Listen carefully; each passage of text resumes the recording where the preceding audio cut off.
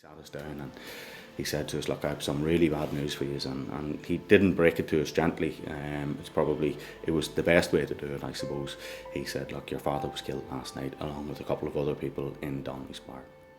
And I can remember sort of thinking, no, this isn't true. I currently live and have done since 1974 in Cullyhanna in South Armagh. Our family moved to Cullyhanna from Belfast. We had lived in the Stranmillis area of Belfast from I was born in 1968. Unfortunately, at that period in time, believe it or not, we were politely, or unpolitely as the case may be, asked to leave Stranmillis. A story that every time I tell it, people are completely shocked about, because it's not one of those areas that people assume that you are asked to leave because of your religion. But unfortunately, that was the case. The Troubles were obviously at their height at that stage, and Mommy wanted to go to Birmingham. She thought it would be a safer place to bring up a young family. But Daddy's will prevailed, and we come to live in Cullyhanna. On the 17th of December 1975, my sister Roisin was born. Mommy was obviously in hospital. Her sister come down from Belfast to help look after us, and on the night of Friday the 19th of December, my Aunt Margaret and Daddy went to visit Mommy in the hospital and left, and after visiting and seeing Roisin, and we're coming out to Donnelly's bar in Silverbridge to have a drink with Daddy's mates from Heaney's factory. It was also the last Friday before Christmas. They arrived in just about 9:15.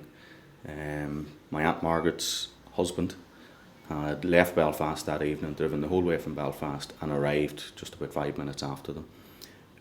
As he was arriving, a car arrived and started shooting, and there was a man getting petrol outside it called Patsy Donnelly, and he was shot in the head and died instantly at the scene. My uncle was just getting out of his car, but unfortunately, or fortunately as it turns out, his driver door didn't open. Wasn't able to open, so he climbed across out the passenger door. He was shot 5 times, but luckily for him survived. Then they went in, shot up the bar. They then fired in a bomb and shouted, "Happy Christmas, you Fenian bastards." Daddy was probably killed instantly from what we've found out since. He'd been shot in the head, and then he got blast injuries from the bomb as well. I can remember waking up the next morning, going into Mommy and Daddy's room, and the bed hadn't been slept in, and we sort of went, that's a bit unusual, a bit strange. Come down the stairs, and a lot of the neighbours were in, and again you're sort of thinking, oh, why are they all here? But it was only then the parish priest arrived, Father Dugan, and sat Mark and myself down on the bottom of the stairs. I can picture it to this day. We had purple carpet on the stairs, and he sat us down, and he said to us, look, I have some really bad news for you, and he didn't break it to us gently. It was the best way to do it, I suppose. He said, look, your father was killed last night along with a couple of other people in Donnelly's bar. The next stage of my story really is ceasefires and the opportunity that gave us as a family. No one had ever been charged, no one had ever been convicted in relation to the attack. And with the advent of the ceasefires, it gave you the opportunity to start to ask questions. So I asked some advice in the area and was told the Pat Finucane Centre in Derry would be a good place to start. In South Armagh, there was always stories that there was members of the security forces involved in some way. So I called into the Pat Finucane Centre and spoke to Paul O'Connor. He says, look, well, the best thing to do is to document what you know and what the people in the area know. So we got together everyone that we knew was in the bar that night and took statements. It turned out that some of those statements were the first people I'd ever given. At the time, Jerry Donnelly, who owned the bar, and my mother had both said the investigating officer had been very sympathetic, had on numerous occasions spoken to Jerry Donnelly and said, look, I'll meet you to talk about the case, but I won't meet you in the police station in Newry. I'll meet you somewhere else in Newry.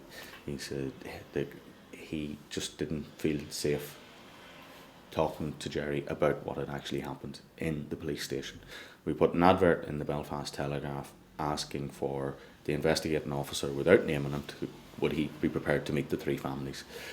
And within days, he made contact and said that he would. He met us in the Europa Hotel in Belfast, I think it was, and his opening statement to us, without any prompting from anyone, was, as far as he was concerned, as the investigating officer into the attack on Donnelly's Bar, members of the RUC, UDR and loyalist paramilitaries were involved in the attack. The Pat Finucane Centre then started to do research, but I suppose one of the things that came up fairly quickly was that it looked as if these attacks were linked into what Father Fall and Father Murray had termed the murder triangle in the mid-1970s, and the triangle of death.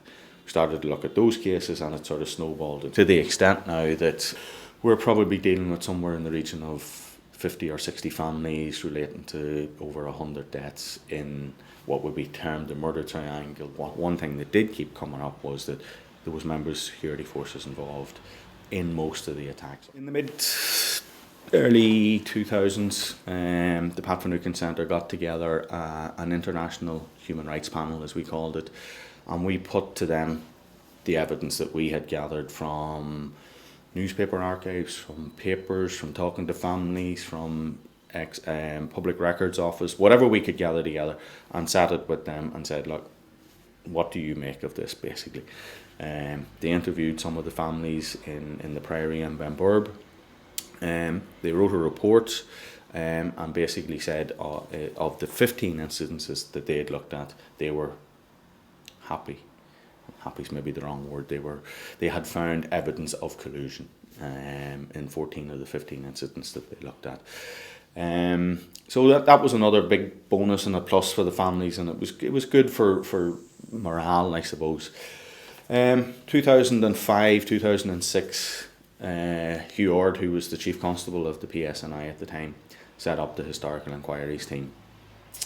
They were tasked with investigating all murders across the period 1968 to 1998, to the signing of the Good Friday Agreement. And so we met with them, we put our case, so they started to look at it anyway. They were looking at stuff in a chronological order. But also at the same time, a number of the families had taken a case to the European Court of Human Rights under Article 2, the right to life. And I think the British government then tasked the HET to answer some of these questions. So these cases, even though they were in the mid-70s, all got pulled forward very quickly. They were looked at. Each of the families then received a report from the HET that outlined what was known about the attack, what the investigation was, were there any charges, were there any convictions, all this sort of stuff. I suppose the way we looked at it was we will get as much official information as we possibly can, put it together with the information that we have, and build our case that way. That brings us to where we're at now. I currently still work with the Pat Finucane Centre. Our project now is to bring together, as I've said, the official narrative, the family's narrative, the PFC's narrative, put the whole lot together, and they're going to be lodged in the national or the archives. Each individual attack or each individual family story will be lodged with the Linen Hall Library in Belfast, the Cardinal O'Fee Library in Armagh, and the National Library in Dublin. So that's sort of where we're at this stage. From my personal point of view, what do I want out of this process? I suppose from my point of view, it's that the truth is told about what actually happened. That word truth means so many things to so many different people. Truth to me means that there's an acknowledgement that through the 70s, the 80s and the 90s, there was state collusion in a huge number of incidences. A huge number of deaths resulted from that state collusion. Do I want to see anyone in jail at this stage? No, I don't. My father was killed in 1975. The people who killed him are in their 60s, 70s, 80s. Does it do me any good to see an 80-year-old man standing in the dock now? Personally, it doesn't. I know other people have different opinions of that. Other people say, look, at least if he stands there, he's charged, he's convicted, he serves 2 years in jail. It doesn't do anything for me, personally. I also don't think it does anything for the society. I suppose one of the other big things that has happened in my life over this last number of years is that through this work you get to meet lots of different people from lots of different backgrounds and experiences. In June of 2012, under the Victims Commission, Victim and Survivors Commission, there was a Victim and Survivors Forum set up, and I was lucky enough to be asked onto that. And I suppose when I say lucky, I mean it is an honour for me to represent, or to try and represent,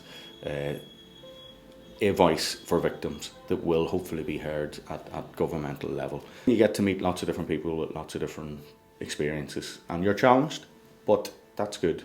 I think it's good to challenge yourself, but also people are there and are willing to listen to your story and hear it. And I think that's a huge thing that I have learned out of it is we have to listen to what is being said. It's all right being there and hearing it, but you have to listen to it and you have to try and understand it and try and walk in someone else's shoes.